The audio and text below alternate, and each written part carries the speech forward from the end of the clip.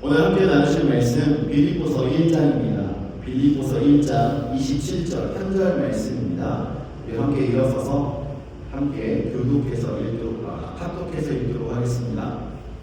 빌립보서 1장 27절 함께 읽습니다. 오직 너희는 그리스도의 복음에 합당하게 생활하라. 이는 내가 너희에게 가하나 떠나 있으나 너희가 한 마음으로 서서 한 뜻으로 복음의 신앙을 위하여 협력하는 것과 아멘. 자리에 앉으시기 바랍니다.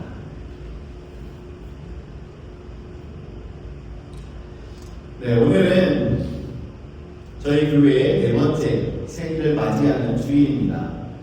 4년이라는 시간 결코 짧지 않았던 시간이었는데요. 돌이켜보면 눈 깜빡하는 그 사이에 지나간 시간 같기도 합니다. 처음 저희가 가정에서 예배를 시작하고 그리고 나서 크로스포인트 교회를 빌려서 예배했던 그 시절, 저희들이 가졌던 소망은요, 빨리 이 짐을 옮기지 않고 예배하는 순간이 왔으면 좋겠다였습니다. 그래서 그나마 또 여의도 지금 예배드리는 이곳으로 와서 그때보다는 짐을 덜 나르지만 여전히 저희들은 짐을 나르면서 예배 세팅을 하고 함께 예배할 준비를 계속 하고 있는 상황 속에 있습니다. 언제까지 이렇게 하면서 예배할지는 잘 모르겠지만 요즘 시대를 보면요, 교회가 1년도 되지 않아서 없어지는 교회가 참 많습니다. 더군다나 없어지는 교회는 많으나 세워지는 교회가 적은 시대를 저희가 살아가고 있는데, 그 와중에 저희가 4년을 이렇게 예배하며 함께 눈을 채고 지나오게 된 것은 모두가 다 하나님께서 살아계시고 신실하신 증거임을 믿습니다. 하나님의 은혜이죠. 저희 힘으로 무엇을 할 수 있겠습니까? 생각지 않았던 일들도 많이 일어났었고, 또 생각지 않았던 분들이 오셔서 함께 해주시기도 하고, 여러 가지 하나님께서 하시는 일은요, 정말 저희들이 기대했던 그 이상의 일들을 하나님께서 행해 주셨습니다.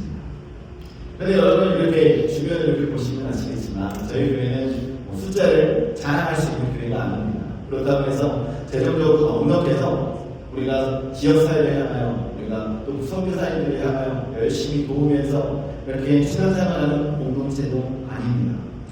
그런데 한 가지 분명한 것은 하나님이 지금까지 우리와 함께 하시고 우리를 인도해 주시고 지금 여러분과 함께 이렇게 예배할 수 있도록 허락하셨다는 사실입니다.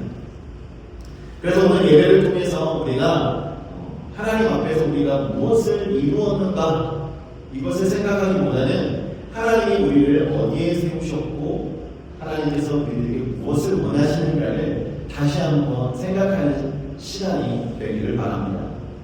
사도 바울이 빌립보 교회에 이 편지를 쓸 때의 상황이 매우 비슷합니다. 환경적으로 힘들고 어려운 상황 속에 있었습니다.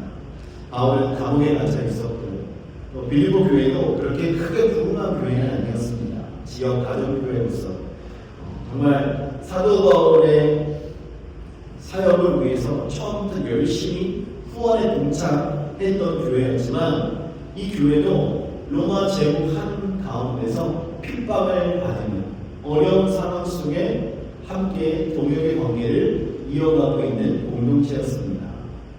그렇기 때문에 사회적으로도 압박이 많았을 것이고요. 우리가 말씀을 통해서도 전에 듣고 있는 것처럼 빌립보 교회 안에서도 내부적인 분열의 모습들도 가지고 있는 상황이었습니다. 더군다나 사도 바울이 감옥이 아니라 그냥 지역을 다니면서 복음을 전하고 있었으면 아무래도 이 빌립보 교회에 힘이 되었을 텐데, 바울이 감옥 안에 있었기 때문에 아무래도 좀 힘이 좀 빠지는 이런 상황 속에 있었을 것입니다. 그런데 이런 상황 속에 있는 빌립보 교회를 향해서 사도 바울이 오늘 말씀합니다. 오직 너희는 그리스도의 복음에 합당하게 생활하라. 사도 바울이 빌립보 교회를 향해서 어떻게 하면 감옥에 갇히지 않고 신앙생활을 할 수 있는가, 이런 생존 전략을 가르쳐주지 않았습니다. 어떻게 하면 더 육체적으로 강해져서 너희들을 핍박하는 자들을 대항하고 어떻게 하면 교회가 더 숫자적으로 사람이 많아져서 너희들을 외부 세력이 공격하지 못하도록 만들 것인가? 이런 전략을 말하지 않았습니다. 사도 바울이 빌립보 교회를 향해서 말하고 있는 것은요, 교회의 정체성입니다. 교회는 무엇인가 생각하게 하는 말씀이었다는 것이죠. 이번에 달라스에서 열렸던 위브리지 컨퍼런스에 참석하면서 개척교회 목사님들을 많이 만나고 또 감사로 오신 분들이 말씀을 나누면서 가졌던 모든 목사님들의 공통적인 생각은 우리의 정체성을 깨닫고 다시금 일어서라는 것이었습니다. 여러분, 개척교회를 가다 보면요, 처음에 하나님의 부르심에 정말 뜨거운 마음에 시작을 했더라고요. 환경적인 요인으로 또 여러 가지 이유로 그 부르심을 잊어버리고 그 뜨거운 열정도 사라지고 힘들어하는 분들이 참 많습니다. 나는 무엇을 하고 있는가? 여기는 어디인가? 이런 생각 속에서 사명을 잊어버리는 경우가 있다는 것이죠. 그런데 목사님들이 이번 기회에 다시 한번 정체성을 확인하는 시간이었다, 이런 고백들을 하면서 저는 들었습니다. 저도 마찬가지입니다. 목회 현장 속에서 고독하고 그렇다고 모든 것이 환경이 여건이 허락이 돼서 마음대로 뭔가를 할 수 있는 상황도 아니고 내세울 수 있는 건 하나도 없는 이런 상황 속에서 끝까지 이것을 붙들어야 하는가 말아야 하는가 이런 고민이 많았던 상황 속에 정말 많은 도움이 되었고 위로가 되었고 힘이 되는 시간이었습니다. 아마 사도 바울이 지금 쓰고 있는 이 편지를 통해서 이 편지의 내용을 듣는 빌립보 교회 성도의 마음들이 그랬습니다. 그렇지, 우리는 하나님의 부르심받은 성도들이지, 우리가 하나님의 부름받은 자로서 합당하게 삶을 살아감으로 하나님께 영광을 돌리는 자가 되어야지, 이런 마음이 들었을 거라고 저는 생각합니다. 저희들도 이 4주년을 지나가면서 사도 바울 오늘 저희들에게 하시는 말씀이라고 생각하고 들었으면 좋겠습니다. 사도 바울을 통해서 주님께서 저희들에게 하시는 말씀으로 들었으면 좋겠습니다. 여러분, 제가 여러분들에게 담았던 마음의 내용, 여러분들에게 드리고 싶은 말씀을 드리는 것이 아니에요.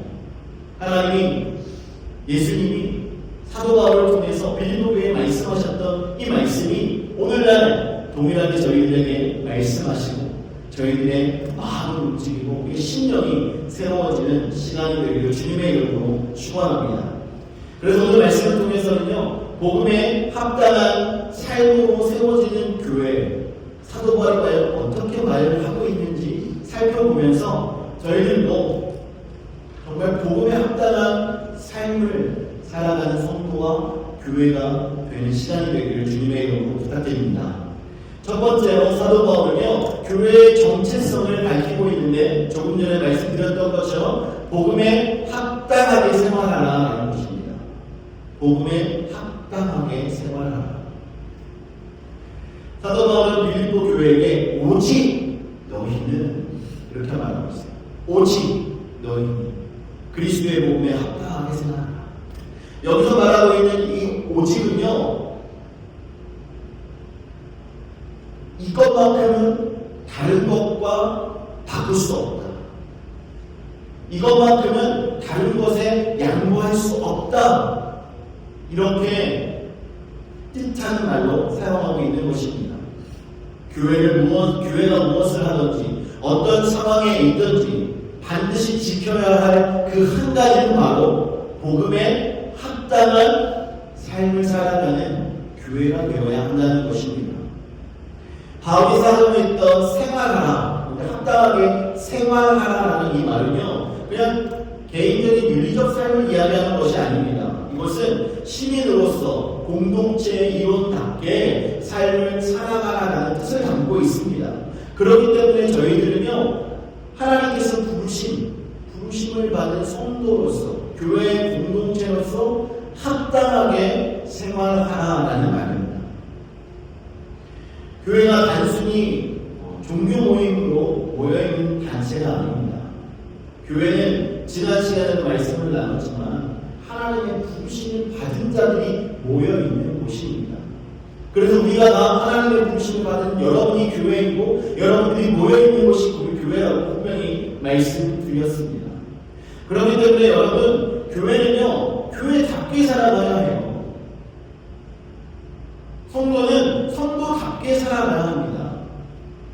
그런데 교회답게 살아가고 성도답게 살아가는 그 방법이 바로 무엇이냐면 복음에 합당하게 생활하는 거예요.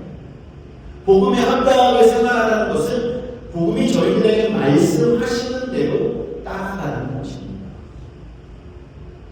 사도 바울이 로마서 8장 1절에 이렇게 말했습니다. 그러므로 이제 그리스도 예수 안에 있는 자에게는 결코 정죄함이 없나니라고 말씀하고 있어요. 복음의 출발은 정죄가 아니라 자유라는 것입니다. 부름받은 성도로서 저희들이 가져야 될 삶의 모습은 자유함이에요. 우리가 죄 때문에, 죄의식 때문에 자꾸 죄의식을 해가지고 음치를 들고 작아지고 슬퍼만 하는 자리가 아니라 우리를 자유케 하신 주님의 그 은혜 때문에 감사하며 그 자유함을 누리며 살아가는 모습이 성도의 삶의 모습이라는 것이죠. 우리는 이미 예수 그리스도를 통해서 용서함을 받았습니다. 그리고 예수 그리스도를 믿음으로 말미암아 우리는 의롭다함을 입은 존재입니다. 그럼에도 불구하고 하나님의 부르심을 받아 의롭게 된 저희들의 삶의 모습이 아직도 죄 가운데서 죄에 치우쳐서 살아가고 있다면 과연 이것이 복음에 합당한 삶이겠습니까? 그래서 사도 바울이 에베소서 5장 8절에 이렇게 가르쳐주고 있습니다. 너희가 전에는 어둠이었더니 이제는 주 안에서 빛이라. 빛의 자녀처럼 행하라. 빛의 자녀들처럼 행하라. 이제는 더 이상 옛사람의 모습을 가지고 옛사람처럼 살아갈 필요가 없게 되었습니다. 주님의 자녀로서, 빛 대신 주님의 자녀로서 이제는 우리는 빛의 자녀들처럼 행동하며 살아가야 되는 존재가 되었다는 것입니다. 그렇기 때문에 우리는요, 복음으로 말미암아 우리 삶의 방향과 삶의 모습이 완전히 바뀌어진 상태로 살아가야 하는 것입니다. 그래서 교회는 더 잘해보자 라고 말하는 공동체가 아니라요, 우리는 하나님의 은혜를 입은 사람들이다 라고 고백하는 자들의 공동체인 것입니다. 교회는 복음 위에 세워질 때만 자라나게 되어 있습니다.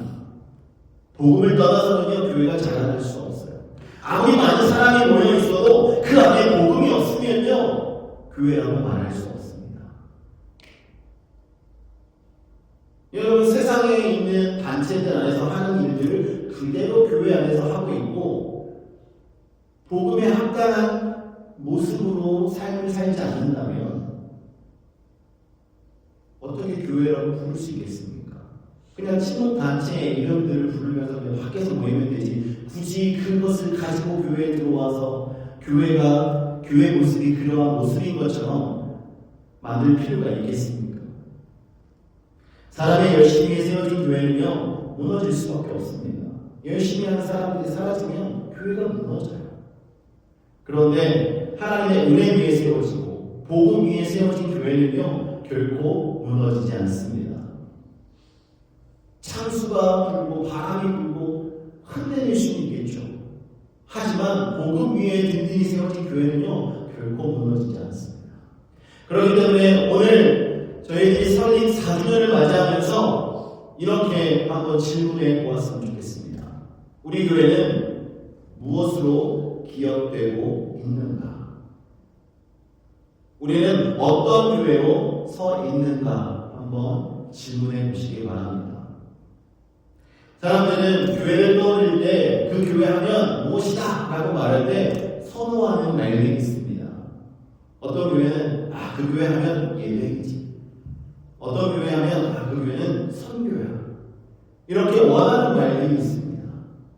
그런데 사람들의 열심으로 세워지고 또 자신의 공로를 드러내기를 좋아하는 사람들이 있는 곳에서는요, 우리가 어떤 사역을 했어, 어떤 프로그램을 했는데 사람들이 참 많이 왔어, 그리고 어떤 우리 교회는 아주 음악 스타일이 너무나 세련돼 있어.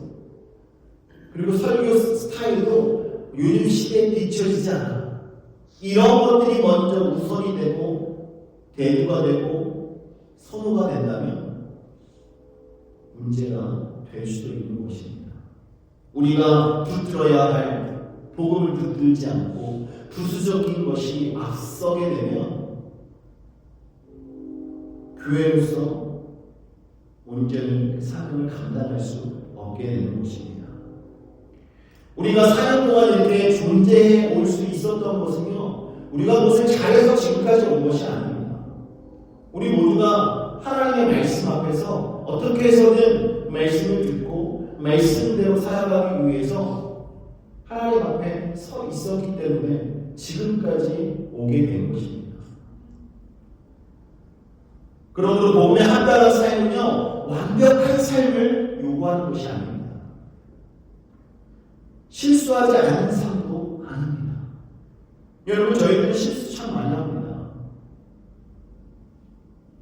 우리가 뜨겁게 말씀 앞에 서 있고 정말 우리가 하나님 앞에 열심히 하겠습니다, 최선을 다하겠습니다 고백하고 열심히 할 때도 있지만 때로는 우리가 하나님을 멀리 할 때도 때로 있다는 것이죠. 하지만 중요한 것은요, 그럼에도 불구하고 하나님의 은혜를 붙들 줄 아는 자, 그럼에도 불구하고 다시 일어서서 십자가로 돌아오는 자, 실패했음에도 불구하고 다시 복음을 붙잡고 일어서는 자, 또한 죄보다 은혜를 더 크게 붙들고 하나님 앞에 나아가기를 원하는 이러한 삶을 살아가는 성도들이 모여있을 때 교회가 겉으로는 작아 보여도 하나님이 기뻐하시는 공동체가 될 줄 믿습니다. 우리는 복음 위에 서 있어야 합니다. 복음에 합당한 생활을 하는 성도가 되어야 합니다. 그래야 여러분들을 통해서 하나님의 영광 받는 일들이 일어나는 거예요. 오늘도 하나님께서는 저희들에게 계속해서 말씀하십니다. 복음에 합당한 삶 위에 있어라. 그 위에 내가 교회를 세울 것이다. 하나님은 이렇게 말씀하고 있습니다. 여러분, 교회가 시작된다는 것은요, 정말 쉬운 일이 아닙니다. 그렇기 때문에 교회의 구성원이 되신 성도님 한 분 한 분이 교회의 정체성을 바르게 알고 그 정체성을 가지고 살아갈 때 하나님께서 일하심을 우리가 함께 경험할 수 있게 됩니다. 여러분, 교회가 변화되고 성장하고 자라나고 하는 이 모든 것이 복음으로부터 출발되는 거예요. 복음을 떠나서는 아무것도 할 수 없습니다.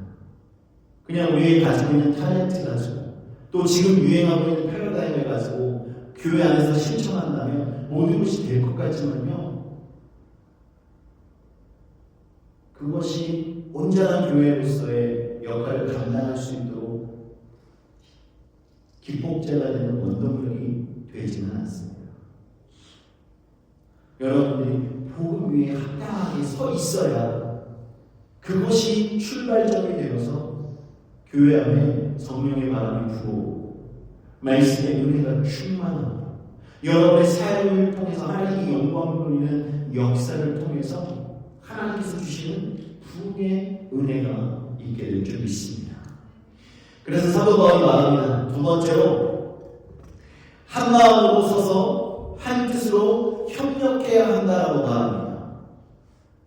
복음에 합당한 삶을 살아가는 모습은요, 한 마음으로 한 뜻으로 서 있는 것입니다. 여기서 서서라고 표현하고 있지 않습니까? 너희가 한 마음으로 서서, 여기 서 있다라는 말은요, 전쟁터에 남아있는 군인을 묘사하면서 표현하고 있는 것입니다.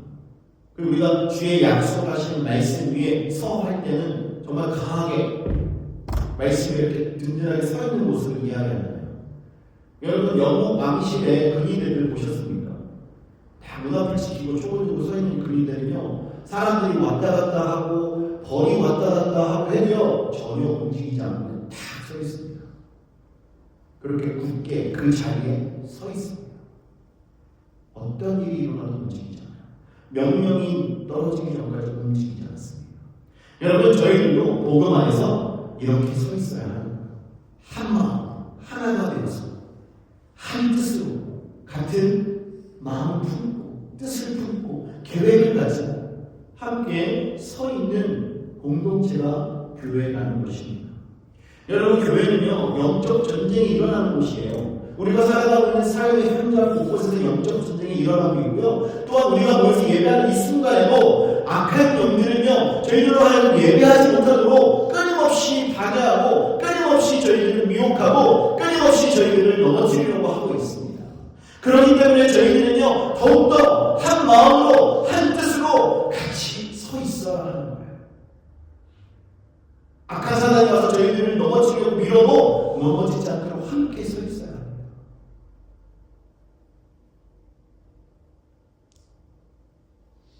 교회가 교회답게 세워져 가려고 할 때요, 더욱 많은 사단의 공격들이 있습니다.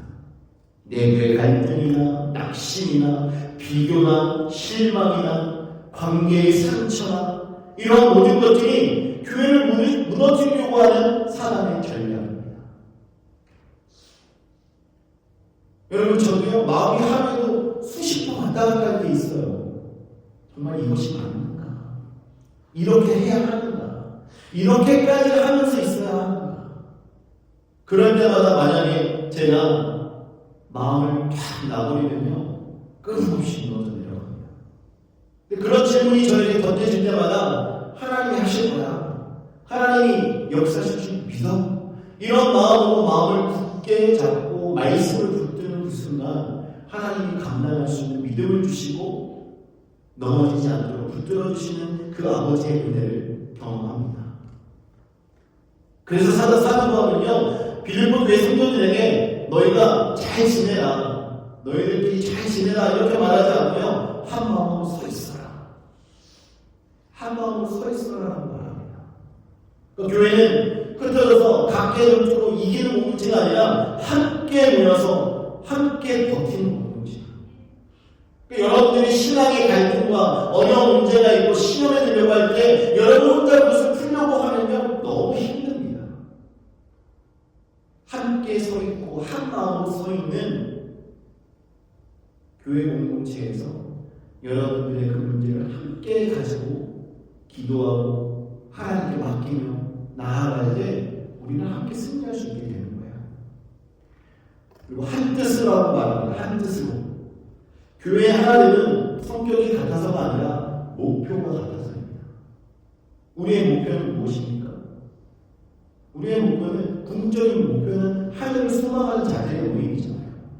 그렇죠? 왜 하늘을 소망하게 됐습니까? 예수님께서 우리 죄를 구속해 주시고 우리의 죄를 사해 주셨기 때문에 우리에게 하늘을 약속해 주셨잖아요. 그것을 믿는 믿음의 사람들이 모여있는 거예요. 그래서 우리는 똑같은 목표를 가지고 있습니다.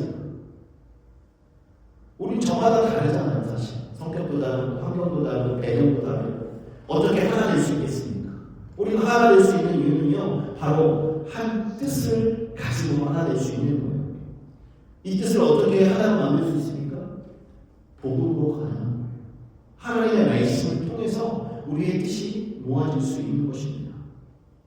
여러분, 여기서 말하고 있는 일심, 한 마음과 한 뜻은요, 단순히 그냥 조화롭게 교회 안에서 그렇게 자세를 가지고 있어라라고만 말하는 것이 아니라 이것은 우리의 영적 정렬입니다. 여러분, 자동차 운전하고 다니시잖아요. 여러분, 윌 얼라이먼트 얼마나 중요한지 아십니까? 자동차 바퀴가 정확하게 일자로 정렬되지 않으면요, 핸들을 운전할 때 핸들이 떨려요. 왜냐면 밖의 방향에 따라 달려고 하는 힘이 작용하기 때문에 타이어 마모되는 방향도 다르고 위험해집니다. 고속주행할 때 더욱 그렇습니다. 그래서 얼라이먼트가 참 중요해요. 우리의 신앙의 얼라이먼트도 참 중요합니다. 우리가 주님 안에서 한 마음과 한 뜻이 되어 신앙의 공동체를 이루어 갈 때 우리가 무리 없이 문제 없이 우리 신앙의 여정을 함께 있게 되는 것입니다.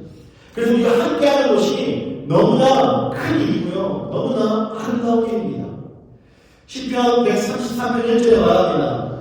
보라, 형제가 연합하여 동거함이 어찌 그리 선하고 아름다운고 라고 말씀하면서 하나님의 가치가 얼마나 귀한지를 저희들에게 말씀하고 있습니다.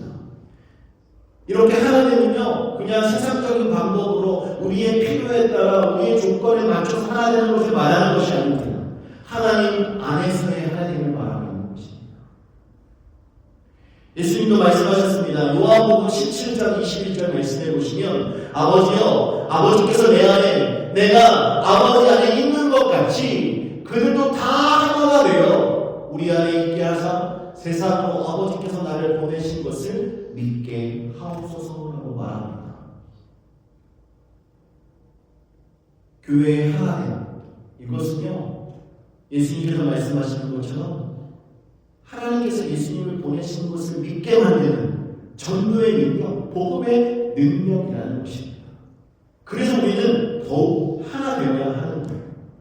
사단이 교회를 무너뜨리는 가장 효과적인 방법은요, 외부의 핍박보다 내부의 분열입니다. 하나 되지 못하게 만드는 거. 뭐 하려고 하면 자꾸 의견이 가요. 뭐 예배 한번 하려고 하면 자꾸 예배를 하지 못하게 만드는 거. 이런 일들을 사단은 즐겨합니다. 그래서 사단이 그 작전이 성공할 때마다 교회 밖에서 우리를 바라보면서 조소를 하고 있는 거예요. 그래서 여러분, 우리가 한 마음과 한 뜻이 되어서 복음에 합당하게 우리의 삶을 세워가고 우리의 교회를 세워가는 것이 너무나 중요합니다. 사도 바울이 고린도 교회에 이렇게 말했습니다.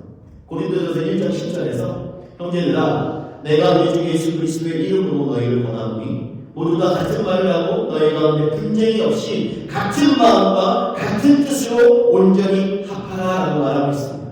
지금 빌립보 교회에 이야기하는 것과 같은 말 아닙니까? 같은 마음, 같은 뜻으로 온전히 하나가 돼요. 교회 안에 다양한 사람들이 모이지만 다양한 복음을 가지면 안 됩니다. 우리는 하나의 복음, 하나의 주님, 하나의 십자가를 가지고 함께 신앙생활하는 공동체입니다. 그래서 이 하나님은요, 우리가 만들어내는 것이 아니라 성령님이 이미 이루신 것을 지키는 것입니다. 우리가 해야 할 일은 우리의 자존심을 다 내려놓고 판단을 멈추고 복음 앞에 함께 무릎을 꿇는 거예요. 그때 비로소 우리가 하나가 될 수 있습니다. 여러분, 개척교회는 특히 더 그렇습니다. 인원이 없고 여유가 없고 모든 것이 다 부족하기 때문에 서로를 더 쉽게 상처 입힐 수도 있고 더 실망시킬 수도 있습니다. 그러나 하나님은요, 그럼에도 불구하고 바로 그런 교회를 통해서 복음의 능력을 드러내시는 분입니다. 왜냐하면 우리는 모두가 다 사람의 조건이 아니라 하나님의 은혜로 이 자리에 서 있기 때문에 그렇습니다. 하나님의 말씀으로 성령의 인도하심을 따라 우리가 복음을 들고 나아갈 때 우리가 하나 되고 하나님께서 저희들에게 분부하신 것들을 감당할 수 있는 성도와 교회가 되기 때문입니다. 우리가 지금까지 이렇게 함께 예배할 수 있고 오늘 이 순간까지 오게 된 것은요, 우리가 이 하나님의 말씀을 붙들고 있기 때문에 그렇습니다. 한 복음 안에서 한 마음, 한 뜻으로 함께 서 있기 때문에 이렇게 걸어올 수 있는 것입니다. 그래서 오늘 하나님은 저희들에게 계속해서 말씀합니다. 계속해서 함께 서라. 같은 복음을 붙들고 같은 방향을 바라보고 서로 놓지 말고 복음을 위하여 협력하며 함께 신앙생활을 이어가라고 말씀합니다. 우리가 그렇게 한다면요, 우리는 어떤 순간에도 넘어지지 않습니다. 어떤 순간에도 무너지지 않습니다. 하나님이 주시는 이 은혜의 말씀을 붙들고 어떤 순간에도 주님 앞에 든든히 서서 하나님의 인도하심 따라 살아가는 저와 여러분들에게 주님의 이름으로 축원합니다. 네, 마지막으로 사도 바울은요, 이 말씀을 통해서 교회는 존재 자체가 선교라고 말하고 있습니다. 오늘 본문 말씀 마지막 부분에 보면 이렇게 말해요. 복음의 신앙을 위하여 협력하는 것과, 그러니까 앞에 이야기하는 복음에 합당하게 생활하는 것, 그리고 한 마음, 한 뜻으로 함께 서 있어야 하는 그 최종적인 목적은요, 복음의 신앙을 위해서 협력하는 것이다라고 말하고 있어요.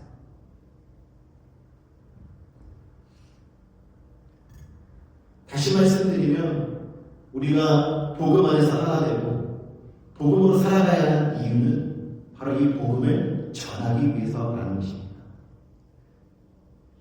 예수님께서 교회를 세우시면서 가장 먼저 이 사명을 주셨습니다.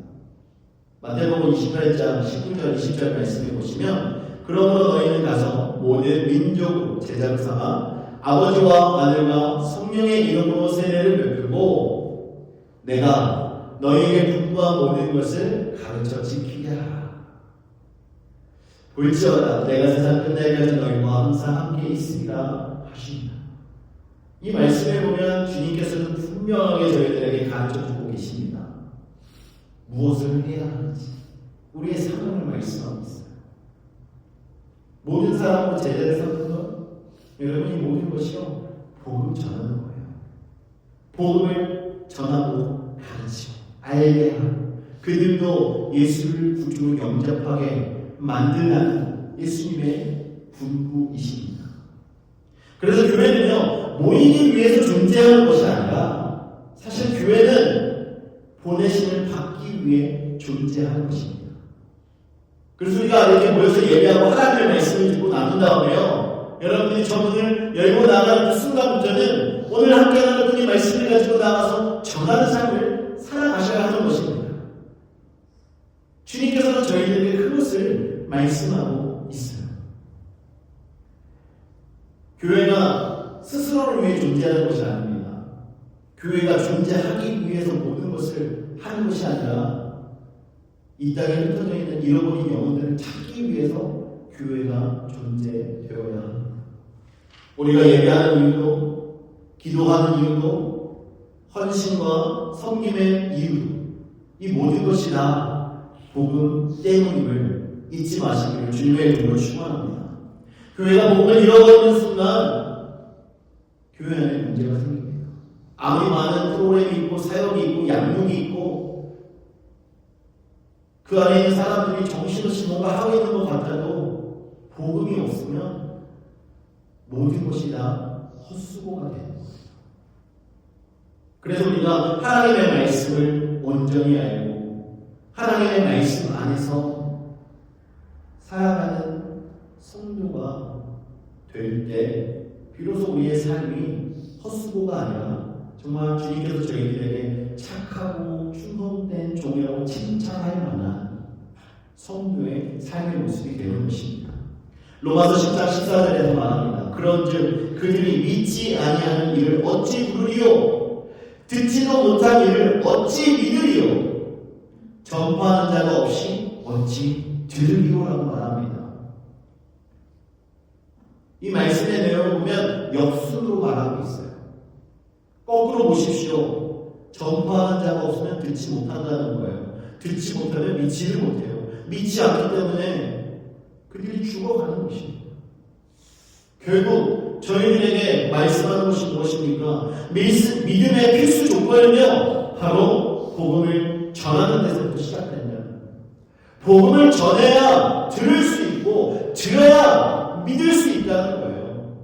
전하지 않는데 어떻게 믿을 수 있겠습니까? 여러분들이 세상에 나가서 복음을 전하지 않으면 사람들이 복음을 듣지 못하고 믿지 못한다는 말입니다. 여러분들이 잘 아시는 것처럼 믿음은요 하나님의 말씀을 듣는 데서부터 시작합니다. 하나님의 말씀을 들어야 믿음을 가질 수 있어요. 복음 없이 구원을 경험할 수 없고요. 믿음 없는 상태에서는 부르심에 응답할 수가 없습니다. 그래서 사도 바울은 교회와 성도들은 복음을 전하는 통로로 세워졌다는 것을 서신 신서를 통해서 알려주고 있는 것입니다. 교회는 복음의 창고가 아닙니다. 복음을 쌓아두는 곳이 아닙니다. 저장하는 곳이 아닙니다. 복음의 통로가 되어야 합니다. 복음을 계속 흘려보내는 곳이 되어야 해요. 오늘 나눠진 말씀을 나가서 흘려보내고, 오늘 내가 묵상한 말씀을 나가서 흘려보내고, 하나님의 말씀이 세상 속으로 심겨질 수 있도록 흘려보내는 역할을 교회가 감당해야 하는 것입니다. 저희 교회의 4년을 돌아보면 그래도 저희들이 하나님께서 주신 이 말씀을 붙들고 말씀 위에서 서서 함께 신앙생활하고 하나님이 저희들에게 말씀하시는 그 길을 따라가려고 최선을 다해서 함께 왔습니다. 그렇기 때문에 지금까지의 이 모습과 앞으로의 모습 어떻게 더 달라질지 모르겠지만 우리가 분명히 잊지 말고 기억해야 할 것은요, 우리를 하나님께서는 복음을 전하라고 부르셨다는 이 사실을 분명하게 깨닫고 여러분들이 하나님의 말씀을 전하며 살아가는 성도가 되어야 한다는 사실입니다.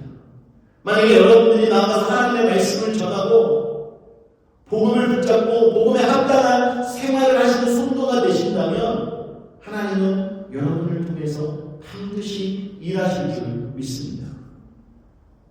하나님께서 찾으시는 교회는 성공한 교회가 아닙니다.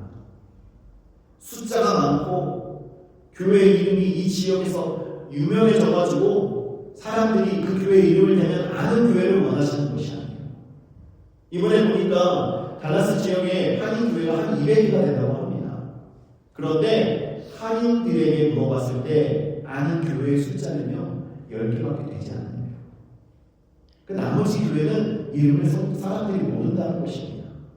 그렇다면 이름이 알려진 10개 교회만 교회로서 역할을 감당하고 있는 것이겠습니까?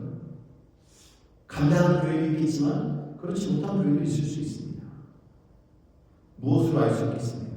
과연 복음으로 세워져 있는가? 그 안에 복음이 있는가? 하나님을 찾으시는 교회는요, 보내는 교회, 전하는 교회입니다. 말씀을 선포하는 교회예요. 성도들이 삶 속에서 말씀을 증거하는 이러한 삶을 살아가는 교회를 하나님께서는 원하시는 것입니다. 그래서 오늘 이 말씀을 통해서 저희들도 하나님, 우리 교회가 우리를 위한 교회가 아니라 복음을 위한 교회가 되어서 복음이 전파되고 사람들에게 복음이 알려지는데 쓰임받는 교회가 되도록 인도해 주십시오라는 고백을 우리가 함께 드리는 교회가 되기를 원합니다. 사랑하는 성도 여러분, 오늘 말씀을 정리합니다. 오늘 말씀이 주시는 은혜는요 아주 명확합니다. 저와 여러분이 복음에 합당한 삶을 살아가는 성도가 되어야 한다는 거예요. 한 마음이 되어서 한 뜻으로 우리가 하나가 되어서 복음을 가지고 복음에 합당하게 삶을 살아가신다면 교회는 교회로서의 역할을 다 하는 것입니다. 여러분들이 나와서 복음을 전하십시오. 사람을 전도하려고 복음을 전하는 게 아니에요. 복음을 전하다 보니까 사람들이 모이게 되는 겁니다. 그래서 우리는 우리의 정체성을 깨달아야 해요. 복음에 합당한 삶을 살아가고 있는가? 정말 우리는 주님 안에서 한 마음이 되고 한 뜻으로 우리의 이 여정을 함께하고 있는가? 그리고 마지막에 말씀드린 것처럼 교회가 복음을 전하기 위하여 존재하는 그 목적대로 우리가 함께 복음을 전하고 있는가? 함께 우리가 돌아보시면서 앞으로 저희들에게 주신, 앞으로 저희들에게 허락하신 이 모든 시간 속에 복음에 합당한 교회로서, 성도로서 저희들의 역할을 잘 감당하고 하나님 앞에 충성되는 교회가 되시길 주님의 이름으로 축원합니다. 아멘. 오늘 이 시간 저희들 함께 기도하길 원합니다. 이 시간 기도하실 때 우리 교회가 언제나 복음 위에 세워지게 하여 주옵소서. 오직 십자가의 은혜와 복음의 진리 위에 서는 교회가 되도록 인도해달라고 함께 기도하시고요. 복음에 합당한 삶으로 하나님께 영광 돌리는 성도 성도가 되도록 하나님께서 붙들어 달라고 기도하기를 원합니다. 그리고 다시 한번 기도하실 때 우리 교회가 한 마음으로 서고 한 뜻이 되어서 주님께서 저희들에게 주신 그 은혜의 말씀을 붙잡고 복음을 전하는 교회가 되도록 인도해 달라고 시간을 함께 마음을 열어서 기도하시겠습니다.